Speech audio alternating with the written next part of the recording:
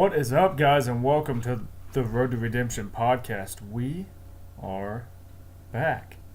Episode 10, and holy Fazoli, is this going to be a big one. We got a lot of stuff to talk about. First off, I want to start by saying it's Memorial Day. I hope you guys all had a safe Memorial Day. I know there's a lot of people out there. I just posted about this on the Instagram channel. I know there's a lot of people out there that post stuff like "Don't thank me for my service today," and there's vets that put stuff like that out, and there's a lot of people that post stuff like "Today's not about your barbecue" and this. Guys, yes, today is Memorial Day. Today's the day we take to honor the people that paid the ultimate sacrifice. That lost their lives in the field of battle, veterans, stuff like that. All the respect in the world goes to those people. That's what this day is truly about, is to honor those people.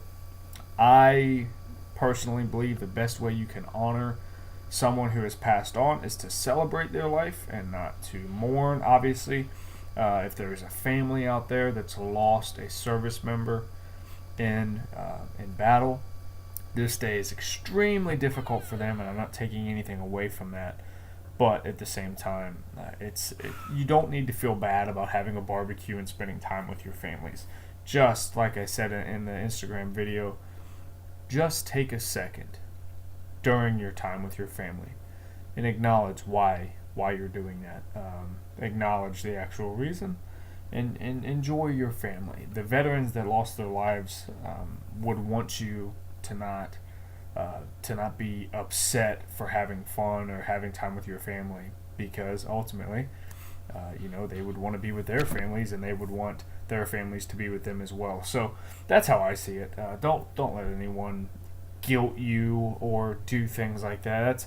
That's one of my biggest pet peeves with the veteran community, and one of the biggest reasons I got out is because there's this whole stigma behind what a rough, tough veteran is you got to be whiskey shooting, beer slanging asshole who's a dysfunctional veteran and all this stuff, and it's just crap. You don't have to be a hardened person to be a veteran. You see all this stereotypical, well, don't thank me and leave me the F alone shirts. That company Dysfunctional Veteran has those, and the vets love them and stuff, and then it's like, but then they turn around on the same token and will say things like, well, I'm not broken. Don't look at me as a statistic for your PTSD thing. It's like, but you wear all this stuff that makes you come off like a total asshole, and then you get upset when people are like, why do people think that all vets have...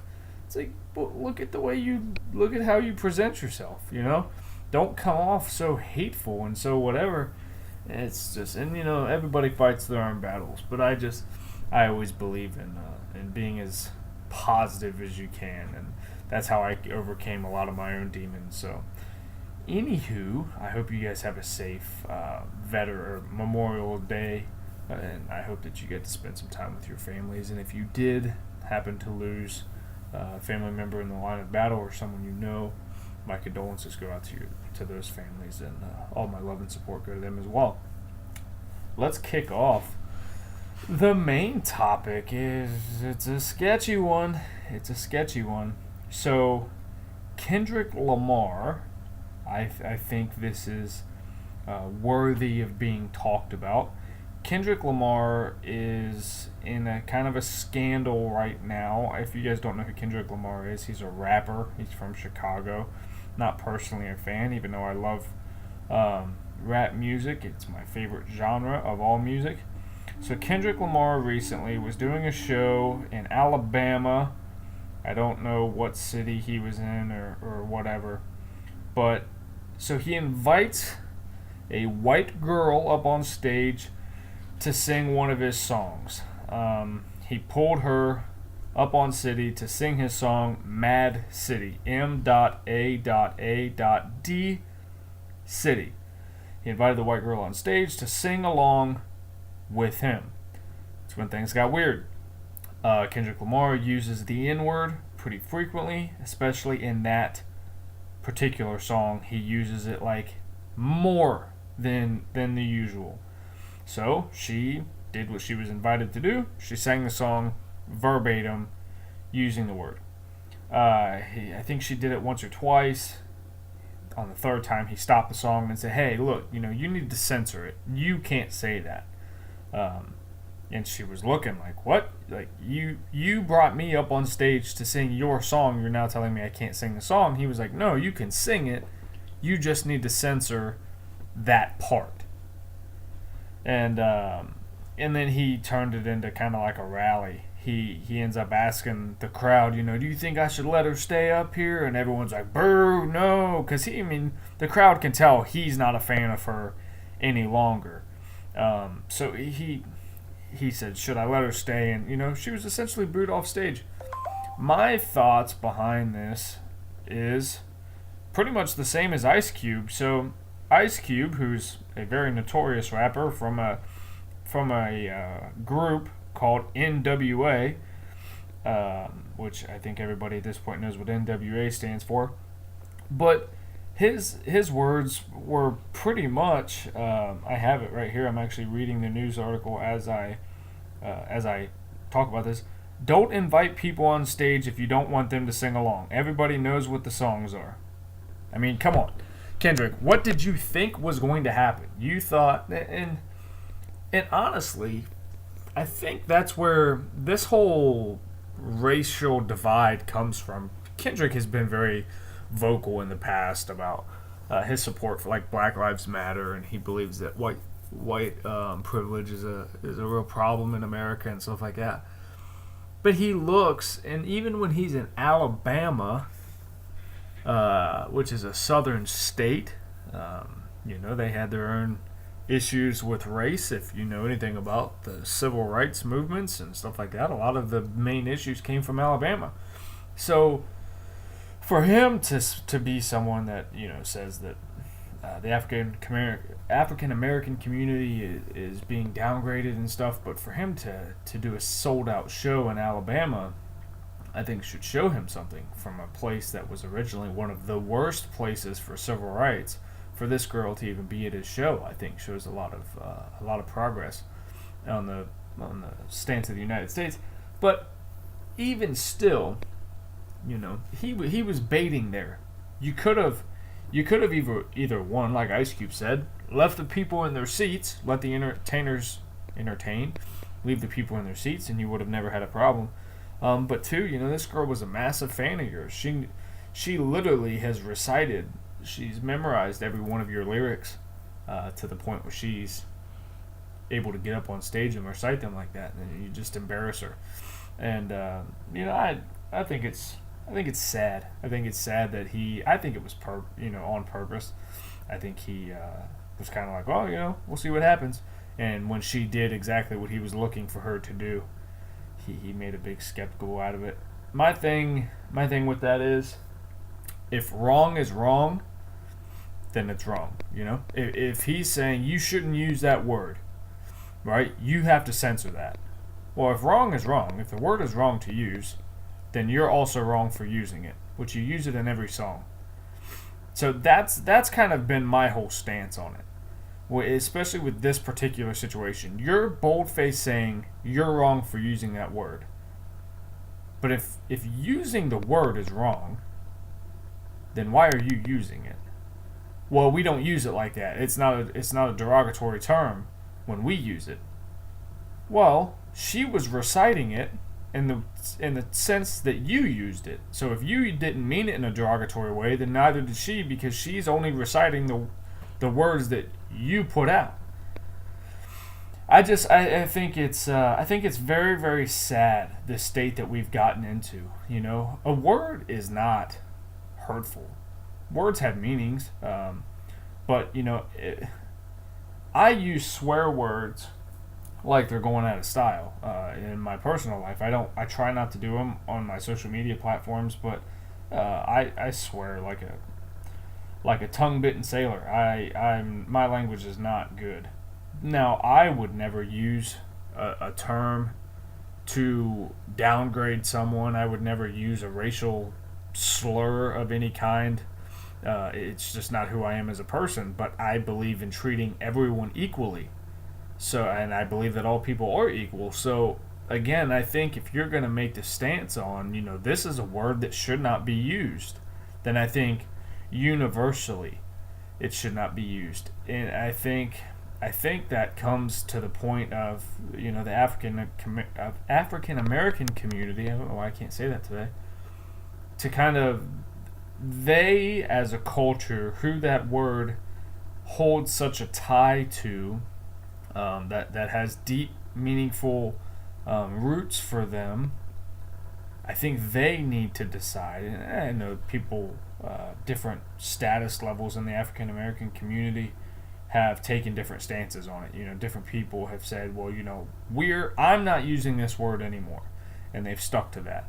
And I think it was the actor Paul Mooney who used to use it all the time. I think he came out and was like, yeah, well, I'm not using this word anymore. It's wrong, so it's wrong.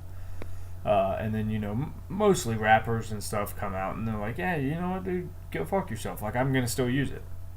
I just think that in this situation where now it's so publicly, the lines have been visually crossed here.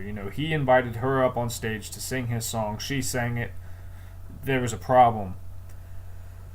I think the best rule to live by, and maybe it's because I'm a military guy, but in the military, right, you have different ranks in the military. So there's a guy who just showed up, ass is still wet from the rain and basic training, and then you have a guy that's been in for 30 years. He's high up the ranks, E7, E8, lieutenant, whatever. If that guy, fresh out of basic training, witnesses an E7, E8, whoever, doing something that's wrong, especially if it's a safety issue, that E1 can walk up to that E8 and go, hey, respectfully, and go, hey, First Sergeant, you're wrong. Or, hey, Sergeant First Class, you're wrong. That's what you're doing is not right. Because wrong is wrong. You know what I'm saying? So I think I've beat the dead horse enough on that one. But I think it's horribly, horribly sad when different groups of people say, we just want to be treated like everyone else. We just want equality. And I guess what it comes to is, I want that for everyone. I want everyone. I see everyone as 100% equal. I know, I know white people and I know Hispanic origin people that are broke and live on very poor sides of town, and they are, by all words of the term, oppressed. And there are people like Jay-Z and Kevin Hart and all them who, wherever they came from, they've been given just as much privilege as a Brad Pitt or Eminem or whatever. I don't think that we should still be playing into the race cards so much. Obviously, back in the time of the civil rights movement, absolutely, there was a conversation to be had. There were major issues surrounding race and how people of different races were being treated. I just don't see it as being as prominent as today. And I think one of the big things I wanted to touch on was this outrage culture that we seem to be that seems to be growing and growing and growing now in today's day and age, whether it be race or sex, male, female, trans, all that stuff, religion, homosexuality, all that stuff. You see now that there's just this outrage culture that people are just sitting on the edge of their seat waiting to be outraged over something. And it's very rarely anymore over something that's actually wrong.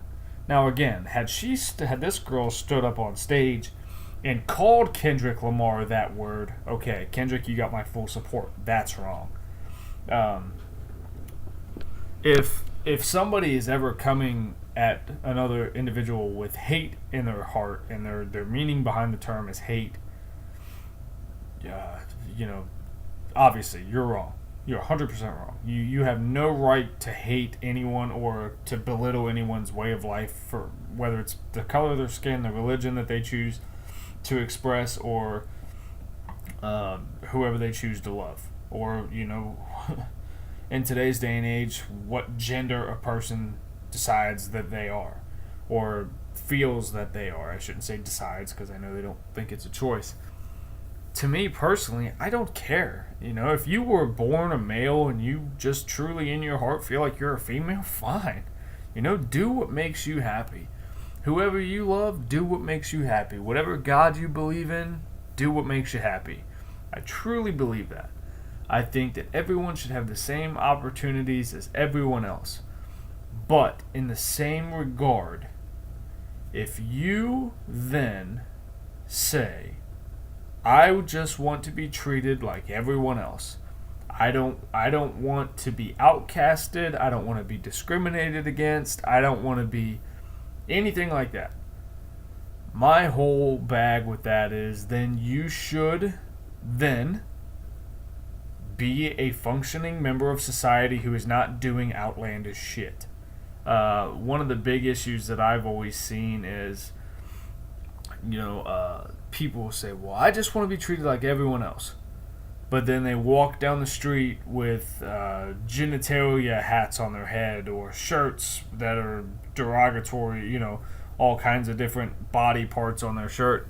And they're going, we just want to be treated like everyone else. Well, now you don't look like everyone else. Why would we treat you the same when you're being outlandishly vulgar? That's just not the way that society works. If something is strange, people are going to call it strange. Now, the way you choose to live your life, I don't think that's strange one way or the other. You live your life, do your thing. But you've got to understand that, one of the big things has always been for me, I remember, the whole gay, lesbian, and that community wasn't as big of a deal. I don't really remember it being that big of a deal when we were coming up. Yeah, it was still a little strange coming out of high school. People were like, oh, that person is whatever. But at least the circle of friends I hung out with, they were like, yeah, and? Like, it wasn't that big of a deal. But if you saw a homosexual couple kissing somewhere, someone would be like, yeah, okay. But in the same regard, and when I say kissing, I'm not just talking about, hey, I'm going to aisle 7, you're going to aisle 3, mwah, see you later. I'm talking about like full-on macking in the middle of the Target. People are like, oh.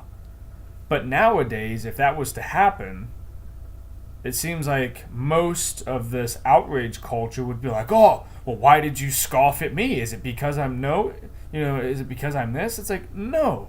It's because you're two grown individuals making out in the middle of Target. I'm a heterosexual male who has a wife. But if I was sitting there making out with my wife in the middle of Target, I would hope someone would come up and go, dude, what are you doing? Like, you're an adult. Act like it. This is not the place for that. My kids don't need to see that shit. And that's where I just feel like this is all, this outrage culture. That's what I'm getting to. Outrage culture is getting so far out of hand that we're soon, as a country, like, we're not going to be able to say anything. You're not going to be able to do anything. And as a parent, I can tell you what, like, that's not right.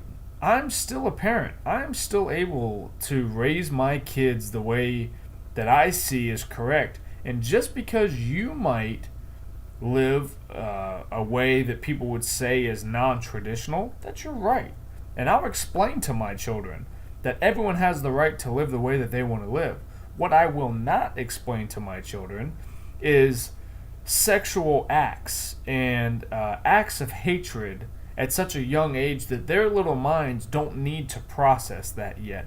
If I have to explain to my child why someone is being downgraded for their race, we'll have that conversation. And hey, it's been an issue for years, and it's a real problem. But it doesn't need to be a problem anymore. Slavery has been abolished for many, many years. I want to put this disclaimer in here now. I get that there are evil, horrible pieces of shit in this world that truly do believe that people of different races are less than. And those people should be buried beneath the wormholes of this, of this soil. I think that they're low-life pieces of shit. But I see now more, because of the outrage culture, people walk around looking to call someone a racist or a bigot or a fascist just for the sake of downgrading that person and pulling themselves up to a different platform. And that's what I think is a real big problem here in this country, and I think we got to get a handle on it. I definitely think we got to get a handle on it. I want to raise my children to love everyone regardless of their personal, the way they choose to live their life. Obviously, regardless of the color of their skin, people are people, and people are great. I truly, truly do believe that there's amazing people from every single walk of life you can imagine, and I believe that with my whole heart. And we just have to get back to loving people for who they are, but at the same time remember that there is an order to society.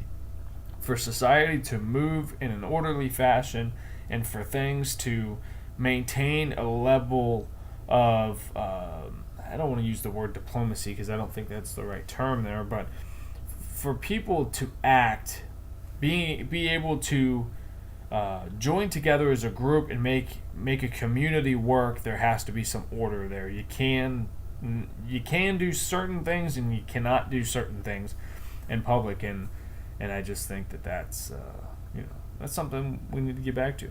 We need to find our morals again, and people need to stop looking for reasons to call someone else out and be a victim for some reason when there's really no reason to call a trial, I guess is the term that I'm trying to get at here. Because what happens then is when there are real problems, when real issues come up, now as a country we've become so desensitized to shit because every day there's another, oh my gosh, well this person said this, and it's like every 5 seconds, breaking news, there's this person did this, and it's like, but that's not that big of a deal. Like, I think that was pretty much taken out of context. And so now when big things happen, people are like, I really don't think I give a shit. I don't care. It seems like every other day someone's offended by something. I don't really care. But the one out of 100,000 that are now being pulled up in today's day that actually matters, and it's like, all right, you know what? People need to look at this one. Like, this guy was really treated wrongly, and the person who did it to him should pay for that. People are like, I don't really give a shit. I don't care. And I think you lose more support. You could have gotten so much more support had everybody else not been crying so much wolf, I guess. My wife and I were sitting on the couch the other day, and with the Me Too stuff and Harvey Weinstein and Bill Cosby, and I believe that those two men should independently own their own coffins full of cow shit that they should have to live in for the things that they've done and the people that they've hurt and the people that they've affected. There was somebody that was accusing Morgan Freeman the other day of harassment, sexual misconduct, and stuff like that. Now, I'm going to play the clip for you. I'm going to let you hear it. So she kind of explains her process to what she's claiming that Morgan Freeman did. Now, she's going to mention something with his eyes, where he's staring. He's staring at her. He's looking at her because he's addressing her. And I'll let you guys be the judge as to whether you think the comment was inappropriate. I think the comment on this one is, boy, this lady is reaching like Michael Jordan at the end of Space Jam. I'll let you guys be the judge. Here we go. Carol, the impetus for for this investigation was actually my own experience with Morgan Freeman at a junket last year for the movie Going in Style. Right when I walked into the room, he began making sexually suggestive comments to me. Now, as an entertainer... Well, I'm going to pause it there because the event that she's talking about is the event that was captured. Right there, she said as soon as she walked in the room, he began making sexual comments towards her. That is not on the video. You guys aren't missing anything. There's no documentation on that. And so the next event she's about to talk about is the only piece of this whole panel that he's sitting on that is documented. So the sexual comments from the time she walks in the room, there's no evidence of that. Reporter for over a decade. It was unlike anything I truly have ever experienced. One of those comments was caught on tape. In this comment that's on tape, he says to me, "Boy, do I wish I was there," while looking me up and down. I was 6 months pregnant at the time, and his co-stars Alan Arkin and Michael Caine were seated on either side of him and actually looked at him when he made this comment to me. Again, it was caught on tape, and take a note of Freeman's eyes in this clip. One time I congratulated the woman on being pregnant and she wasn't. So I've never done it again. So right there, Michael Caine, who is famously the butler in Batman, he's saying, "I one time congratulated a lady on being pregnant, but she wasn't. I never made that mistake again." He's now about to say, "I learned my lesson," saying he would never congratulate a woman on being pregnant again because he got burnt one time. You will then hear Morgan Freeman's response, which was, she was saying, "Boy, I wish I was there." In the context being, I wish I was there that I had learned my lesson. I wish I've learned my lesson. I still say dumb shit, essentially, is what he's saying. So I'm going to backtrack it a little bit so you guys can pull it all together. Freeman's eyes in this clip. One time I congratulated a woman on being pregnant and she wasn't. So I've never done it again. In 50 years I've never done it. You've learned your lesson. I learned my lesson. Lord, do I wish I was there. This movie is... So yeah. And again, now she's about to say, both of his co-stars actually looked at him. They did. Both of them looked at him because they were acknowledging the fact that he was talking. When when Michael Caine was talking, everyone was looking at him. Morgan Freeman said something, so they kind of glanced at him, processed what he said, and went back to the interview. As you see, that was quick right there, but there were other comments made to me by Freeman before and after this one, but they were not caught on tape. We reached out to Alan Arkin and Michael Caine, his co-stars, who were seated next to him, and they could not, Alan Arkin could not be reached for comment, and Michael Caine declined to comment. So again, that's where I think we lie as a society. Now this was hosted on HLN. I don't even know what the hell that is. I'm sure it's a news network of some kind. But guys, that's the problem. There are legitimate issues out there. There are men who absolutely have abused their power and have done horrible, horrible things.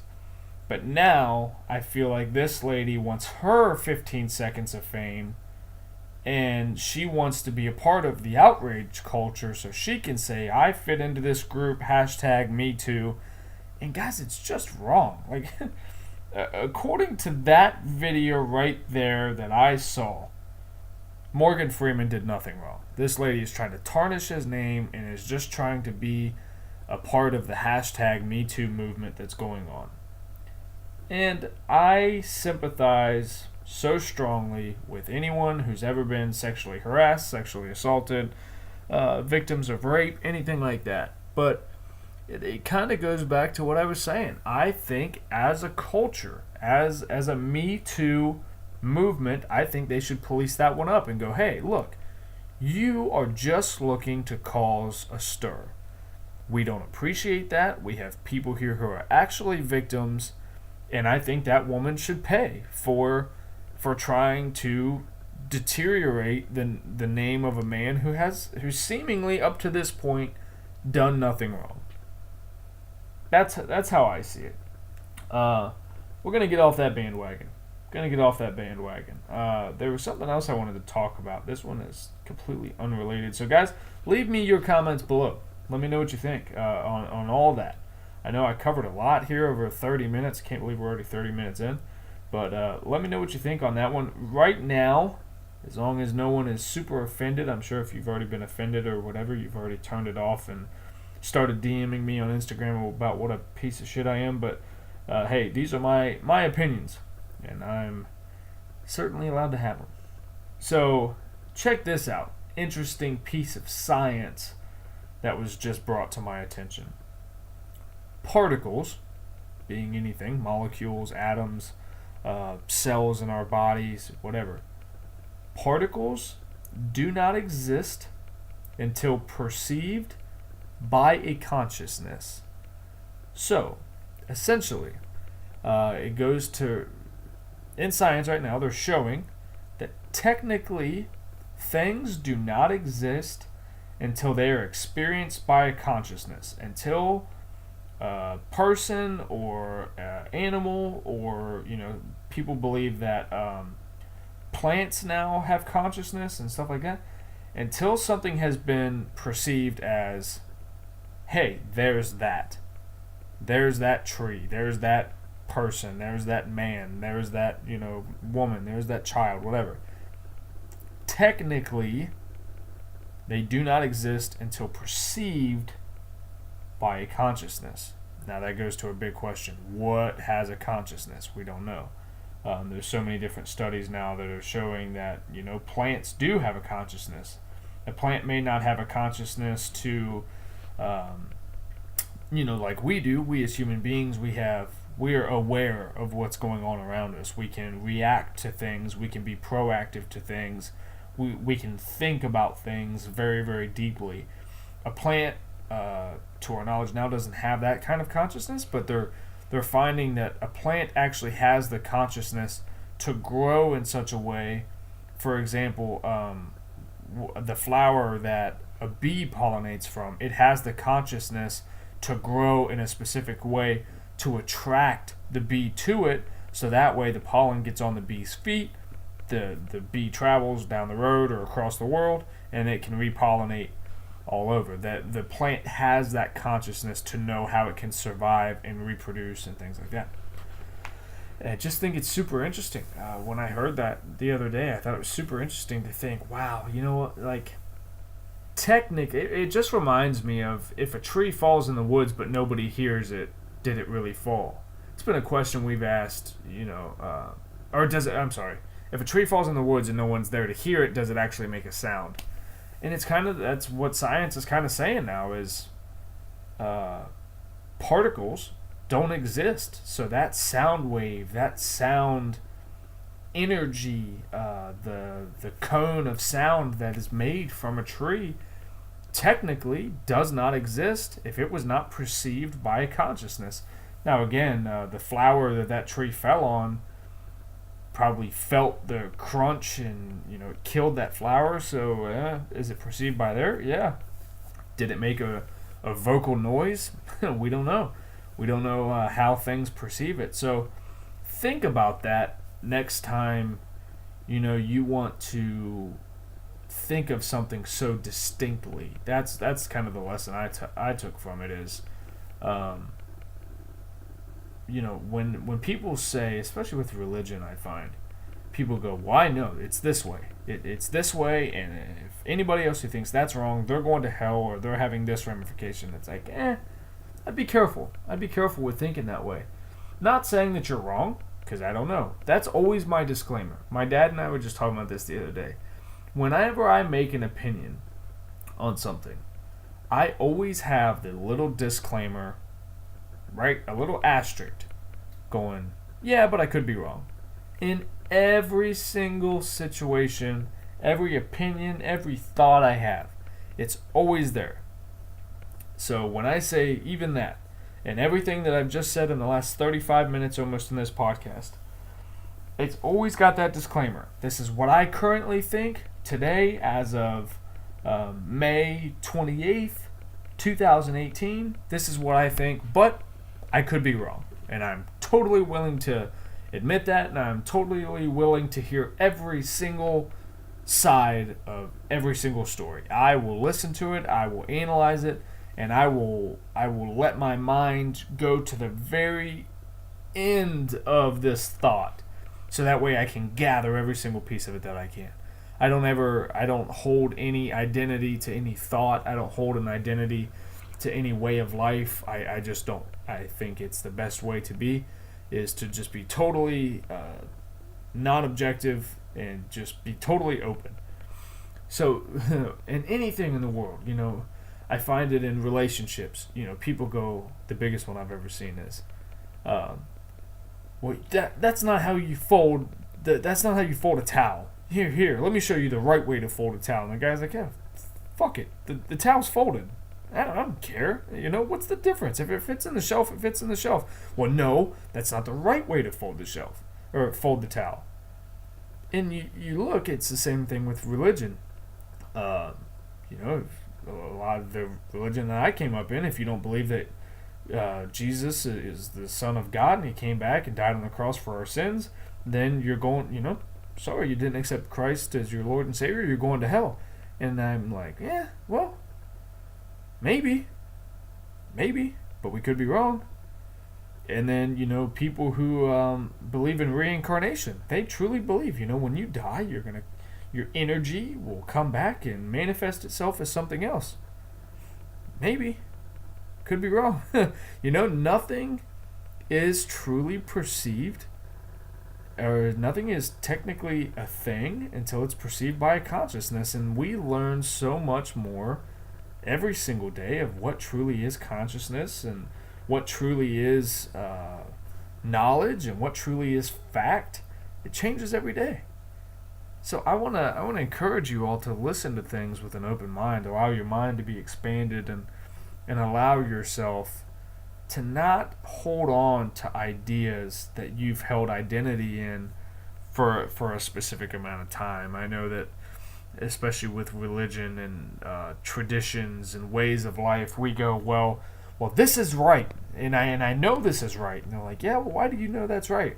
Because it's the way I've always done it, and it's the way it's always been. Yeah, but it's the way it's always been to you. And it's the way you've always done things and believe things to be. If you travel across the world and ask somebody else, they'll be just as confident. Even if you tell them your side of the story and, the way you think about things, they'll be just as confident in, their beliefs and their traditions and the way that they've done things, because they identify with them, because they've done them their whole life. They don't know any way else. So I want to encourage you guys to keep an open mind. I'm not saying abandon your beliefs or abandon your way of life. So I'm not saying anything like that. I'm just saying open your mind to a broad spectrum of, we really don't know shit. We don't. We don't even know the abilities of the people that live next door to us. We don't. What makes us think that we know what true consciousness is, and the depths that our brain really goes, and the abilities that we actually have as human beings? We'll never know that, until it's over and we actually find out. And by then, you can't really share it with the world, at least to the point that we know as of right now. But I could be wrong. So guys, that's going to go ahead and be the episode today. As always, I don't do any sponsors on the shows that I put kind of a stance on. I kind of shied away from pretty much my whole career of taking a hard stance on things. And I put a poll up the other day, hey, do you want to hear my actual opinions on stuff, or would you rather me kind of keep it more PG and not really go there? And pretty much everyone said, hey man, we want to hear what you have to think. So here I am. I'm going to do it. I'm just not going to put sponsors on things that are politically charged. And if my sponsors decide to go back and listen to these certain ones and go, hey man, I don't want to be a part of that, then hey, I guess they'll tell me, and we will adjust fire on that one. Well, I mean, I'm not going to adjust fire. I just won't work with them anymore. But guys, I love you. I hope you guys found some positivity, and I hope that this helped you grow as a person. That's always what I want to do. I'm, as you know, all for unity and love of all people, no matter what. And I don't think there's ever an excuse to be hateful to somebody else. And especially with today's outrage culture, I think it's something that we need to focus on stopping and slowing down here in this country. But guys, I love you so much. Thank you for 10 amazing episodes. Thank you guys so much for all of your support on this. The numbers are growing each time, so that means you guys must be liking it and must be sharing it. If you would right now, if you've made it this far, give the video a thumbs up.